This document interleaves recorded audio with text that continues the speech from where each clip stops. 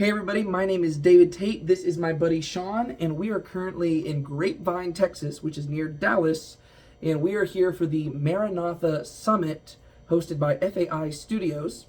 And today what we're going to do is I wanted to just give us a very brief, hopefully brief, I don't have a good track record for brief, but we're going to try our best to give a very brief, spoiler-free review of the first 4 episodes of the new TV show that FAI Studios has produced called The Lion of Judah.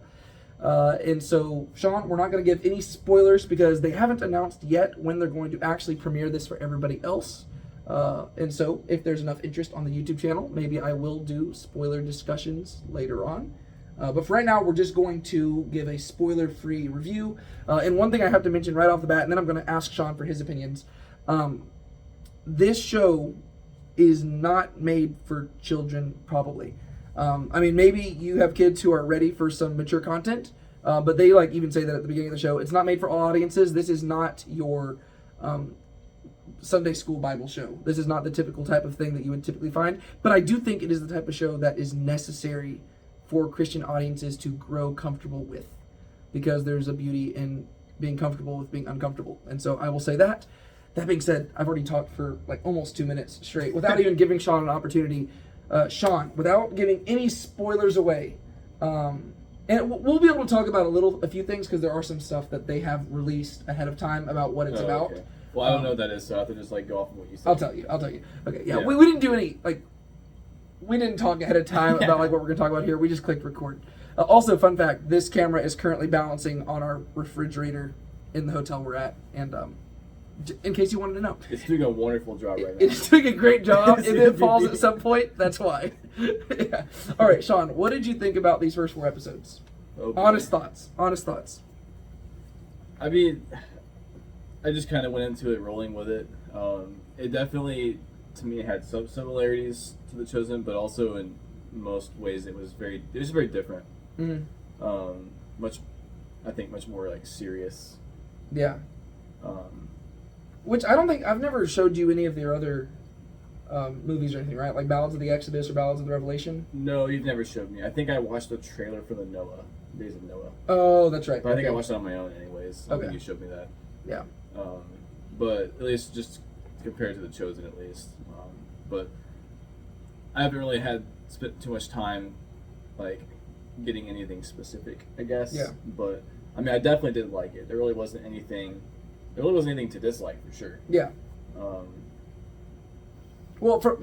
I can think of some things that, when we'll talk about it, I can think of some things that people might find that they might find it unlikable, mm-hmm. just because it's not your watered down, very politically correct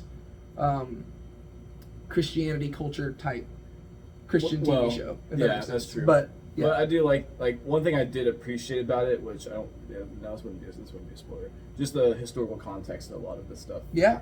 I mean, I think The Chosen did that as well, but there's just a lot of stuff that we don't talk about in church, some of the more specifics regarding the history, mm-hmm. during the Roman Empire and things like that. Yeah, and to what you're saying there, I would say that in The Chosen, a lot of the historical context stuff that they've done, it is new material for a general audience, but by and large, a lot of the stuff that they do is stuff that I'm familiar with, just because I study a lot of the gospel-related mm-hmm. stuff, and so it's stuff that I'm familiar with, and that's why I can do so many videos, usually pop them out, because I'm familiar with a lot of the historical research they've done. Whereas in this show, literally right off the bat, I think in the opening few seconds of the show, actually no, it was once they flash forward and stuff. But there were some certain moments where they were revealing information to me. I was like, I did not know this about this going on at this time period. And there were certain connections they were making about certain events happening across the world at the same time I had never actually thought about, despite the fact that I have studied both of those things separately. And I even know when they take place. I've just never made the connection of, wow, these were happening at the same time. That was just kind of cool for me. And so I think there was a lot of just insight to be gained from the historical research. Yeah, I agree. Yeah. Also, just real quick, I don't even think I ever specified what this whole Maranatha... How do they pronounce it? They say Maranatha. Maranatha. Maranatha, yeah. I always forget how people pronounce it. I always say Maranatha. People say Maranatha. Okay. the Maranatha Summit. What this is we're here Thursday, Friday, and Saturday, July 13th through 15th. And basically, today was the premiere. That's all we did today. We got here and it started like 7:30 at night. And the first 2 hours was just us watching these first 4 episodes, which are about 30 minutes each. And then Friday and Saturday, tomorrow and Saturday, I don't know when I'm going to post this, but as of when we're recording this, tomorrow and Saturday is actually just like, I think like 9 hours worth of Bible studying each day.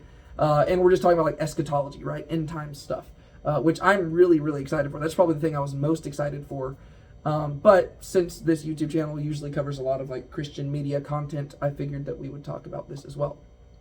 But yeah, so to go off what Sean said, I would actually agree that I really did like this, but I will also say that it took me a while to really decide that I liked it, if that makes sense.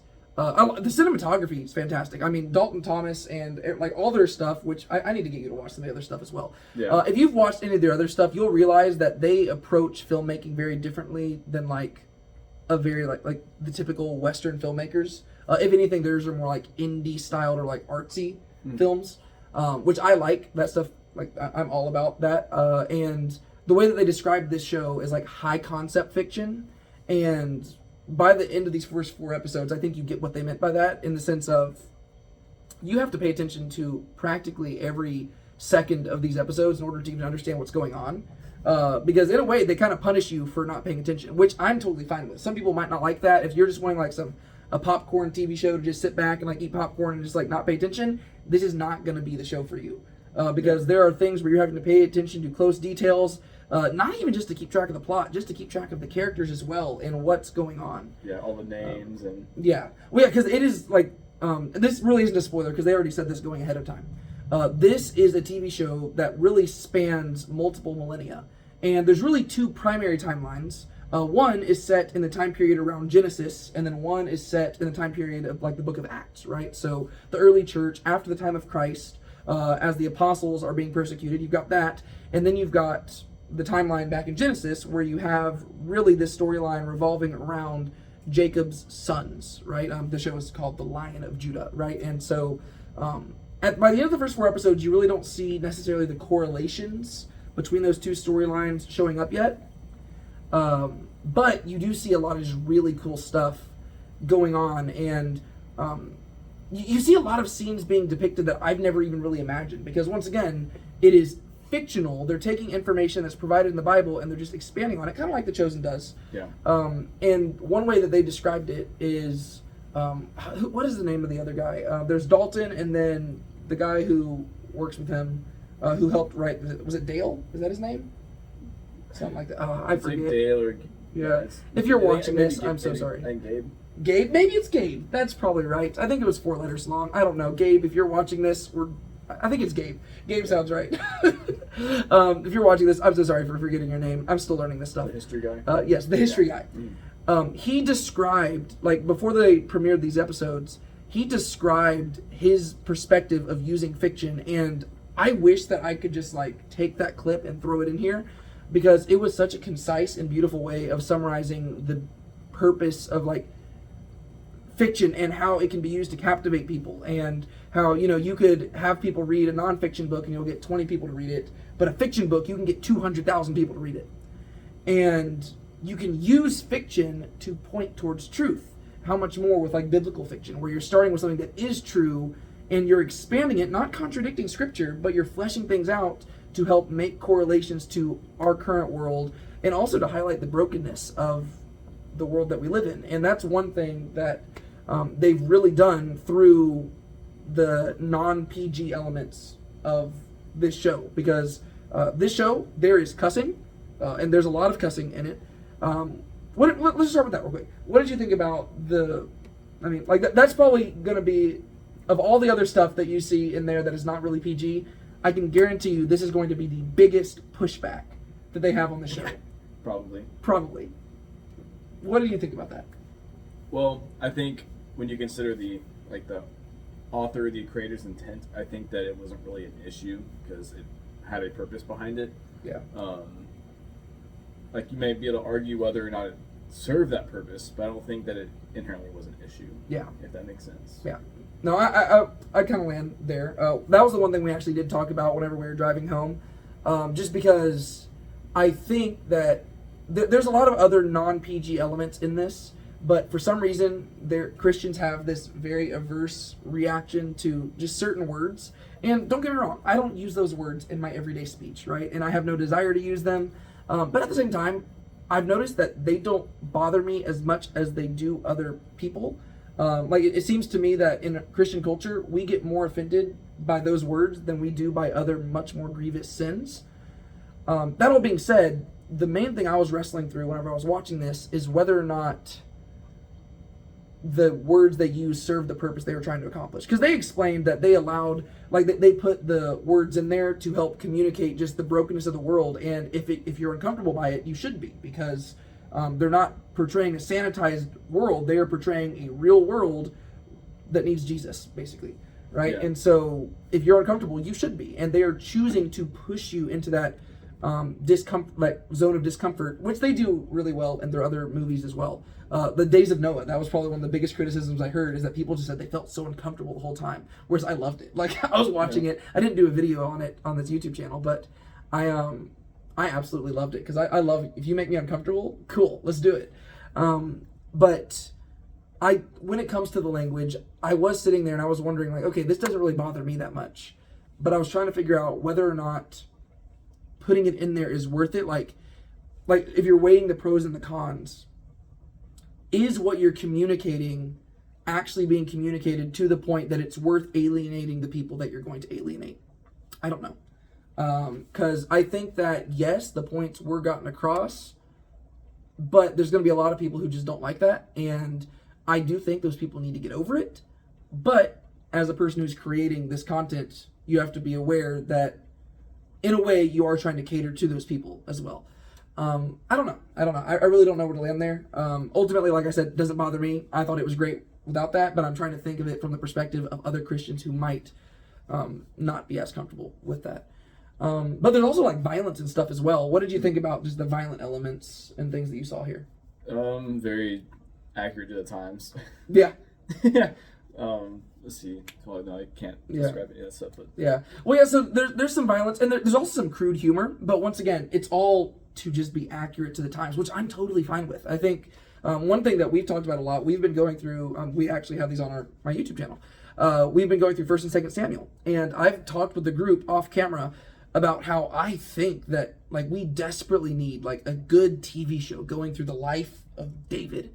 And, I think these people would be great people to do it, because one thing that I've said is, if you're going to do the life of David, it can't be PG. And it can't be PG-13 either. And honestly, it can't really be rated R. It would have to be very extreme in order to get across the points that the Bible's trying to get across, because the Bible doesn't hold back either. And once again, it can't be gratuitous, but the way that they handle this TV show is that the vulgarity is not gratuitous. It serves a point. And I think that's totally fine. And so I would love for them to do something like the life of David, because, you might alienate some of the audience, but you know what? If the people are alienated by that, then they're probably not reading their Bibles right either, because the Bible is very honest in its portrayal of human brokenness as well. But yeah, so some of the characters that I can probably mention, because I know they've posted them online, is that you've got Leah and Rachel, who are in it. And you've also got Tamar, who shows up, and then you've also got some of the apostles there. I'm not gonna spoil who exactly we're talking about here, but you do get to see some of the action of even the emperors in Rome at this time. And that was probably my favorite part. There was one particular scene involving an emperor, and I literally leaned over to him during the premiere, and I tried not to talk too much, because I was once again trying to pay attention so I wasn't getting lost, but I was like, man, this guy is eating these scenes up. He was so evidently having such a great time. You're kind of a history buff dude who knows a lot about just I would say a lot of, you might not think that about yourself, but you seem to know a lot about that culture and that type of stuff. What did you think about the historical representations of the stuff they talked about? I thought it was pretty accurate. I mean, Nero is definitely one of those characters that's very widely some people think he was like absolutely crazy, and some people think he wasn't that bad. So like even historians like kind of have differing opinions about him, but either way, he was still a pretty messed up dude. Yeah. Well, and I think they walked the line there because, like, spoiler alert, it is Nero we're talking about here. Because Nero was the emperor at the time, and we get to see Nero. Oh, my bad. No, that's fine. That's fine. It's okay. We didn't spoil any like plot points. It's okay. But Nero shows up, and he just does it. Like the guy does a great job, but he seems a little bit insane. But at the same time, you can't tell if he's just being manipulative and just like eccentric, which I think is great. Like whenever I think of Nero, that's kind of how I picture him. That's kind of how I picture just a lot of the emperors. Yeah. I just think of a bunch of power-hungry people who had way too much time on their hands and way too much power at their hands. Yeah, but, that's true. Yeah, and so that was great. I really did like this, and I think the more I talk about it, the more I like it. I can't wait for them to premiere it again, so I can just like watch it again and just really break it apart. There were a few places where I'm not sure if it was just because of where we were at and like the setting. I don't know if you had the same issue, but there were some places where it seems like the music, like just like an audio editing issue, where like the music kind of drowned out the like the voices of the people who were talking. Yeah, there were quite a few lines I had trouble making out. Yeah, and there were some places where I think they knew that you could have trouble hearing it, so they would actually put subtitles. Oh, by the way, all the Old Testament scenes are in Hebrew, and anytime somebody speaks Hebrew, they're speaking Hebrew, and if somebody's speaking in like Greek or Latin, they'll just translate it like it's just somebody speaking English. English, yeah. But with the Hebrew, there's always subtitles. But there are sometimes when somebody's even speaking English, and they still put subtitles because they can tell the person's talking kind of quietly. But there were some scenes where like I literally couldn't pick up what they were saying because the audio editing seemed a little bit off. But once again, it could have just been because we were in a convention center, and that might have just been different. But I'm not sure. I'm trying to think what else to talk about. Cinematography, once again, great. Thought it was fantastic. Can you think of anything else that is worth addressing here? The only thing I can think of right now is what we talked about before, but I don't know if that's something to bring up now, like when we're in the car. I don't even know. Just go for it. The chronology. Oh, yes. So, yeah, there is, for those of y'all who watched my channel, y'all know I'm a big chronology guy. Fun fact, I actually am currently I'm preparing one of the biggest videos I've ever done. It is taking such a long time. I am doing an in-depth chronology video on The Chosen, where I'm just breaking down the chronology, mainly just because, why not? I need a video about The Chosen. I haven't done one in a while, and so that's what I'm doing. I'm rewatching the whole show just to do that. But chronology is like a big deal to me. And there was one place, I'm not going to say what it was, there was one place where there was like an editing issue where it just said like 4,000 years earlier, and throughout the rest of the episodes it had said like 2,000 years earlier, and I think what they meant to say was either 4,000 years ago or just 2,000 years earlier, just because chronologically speaking, the events would have taken place 2,000 years before the events they were just showing, not 4,000. I think that was in episode 4. I think so. But that was just like a minor thing. There were other things that were just like grinding my gears because there's certain characters who should have been certain ages at certain times, and it was really confusing me because once again, the way that the plot is orchestrated is that you're going back and forth between all these different timelines very quickly, and that means you're having to pay attention to every little detail just to figure out sometimes who you're talking about here and who's in the scene. Because I think that's what they're trying to do. They're trying to get you to guess, right? You're trying to figure out, ooh, who is this? Is this Jacob? Is this Isaac? Is this Joseph? Is this Peter? Is this Paul? Like, you're trying to figure that out. And naturally, we just do that as Bible readers. We're like, ooh, is this one of my favorite Bible characters? Yeah. And so you're watching it, and there was one scene in particular, and I'm not going to say what it was, but there was one scene where I was trying to figure out who it was, and I figured out who it was, but the age of the actors was really confusing me because there's certain key elements that we know about this person's life. And we know where they were when they were at this age, we know where they were when they were at this age, and we know when they would have been around certain other people. And I knew that the age of the actors, it was just not working out for me to where I was like, okay, if it was at this point, all these actors are too old, and if it was at this point, then all these actors are way too young. And once again, throughout all of this, they hadn't quite revealed who these people were, but I could pick up from the context what characters these were supposed to represent. And so it was just one of those things that was like, it was like a cognitive dissonance in my head thing where I was like, I'm pretty sure I know what characters these are supposed to be, but I don't get how this fits in the context. And then eventually they revealed it, but then that actually just like raised some more questions in my head. Ultimately, is that a big deal? No. Does it take away from your enjoyment of the show? It shouldn't. This is one of those things, as somebody who, like, for some reason, chronology is just like a thing that bugs me in all TV shows. It's not just The Chosen, it's not just this, literally anything. I can watch like Smallville, which is a show about Superman, and the chronology will bug me. I don't know why. It's just like a pet peeve of mine. Is it fair to hold everybody to this standard? No, but it's a thing in my head. And so, yeah. Yeah. But yeah, so ultimately, maybe I can just ask you this. Like, what do you think the ultimate purpose of this show is? Because I think that's a lingering question I kind of have in my head after having watched this. Like, what do you think they're ultimately trying to do through the show? Because we watched 4 episodes of it. I don't even know how long the show's supposed to be. Yeah. But I would have to say, based off of the title, there has to be some kind of a focus on like either Judah himself or like the line. Mm-hmm. Like, but I don't know how having one timeline after Jesus plays into a timeline where like you start with Judah. Yeah. If that makes sense.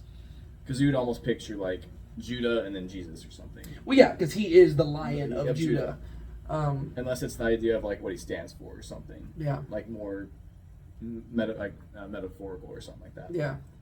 Yeah, because I'm trying to figure that out too, and I'm thinking maybe, just because obviously their whole thing is Maranatha. Is that how they pronounce it? Yeah, Maranatha? yeah. It always bugs me. Like, I literally can't remember it always. Like, because I always say Maranatha. It's Maranatha, okay. Their whole thing, like, it's literally called the Maranatha Summit. At the end of each of their teachings, they always say Maranatha. They have so many songs called about Maranatha. It makes me wonder if ultimately they're pointing towards like the book of Revelation, where it's talking about the Lion of Judah has like overcome and conquering, because a big element of Revelation is, suffering unto death, and how the real way that you conquer evil is by suffering martyrdom. And I think that's a big aspect of their ministry. And so I don't know what they're doing with the Genesis stuff other than the fact that they're showing who Judah is. Yeah. But I'm thinking that maybe that's where they're heading with that's the connection they're making. Yeah, with the second timeline, I could totally see that because and one thing, just I don't think this is really a spoiler because I'm pretty sure they revealed this ahead of time. They're also, in addition to dealing with stuff going on in Rome, they're also dealing with like the Jewish rebellion going on over in like Jerusalem, and so I think that they could kind of tie that in there, just because you have these Jewish devout believers who are willing to suffer for a cause, and the question is whether or not they needed to, or whether or not they should have. Whereas over in Rome, you've got Christians who are also suffering for a cause. And, like, I guess you could kind of go back to that, and really, I guess the unifying link, even though we're not seeing it on screen, would be Jesus, who also suffered unto death and paid the example. I don't know. Like, this is me just kind of, like, trying to fit the pieces together even as I'm talking here. Yeah.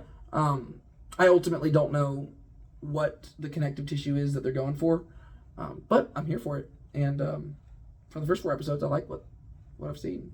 Yeah, But, I have too. Just it's too early to make too many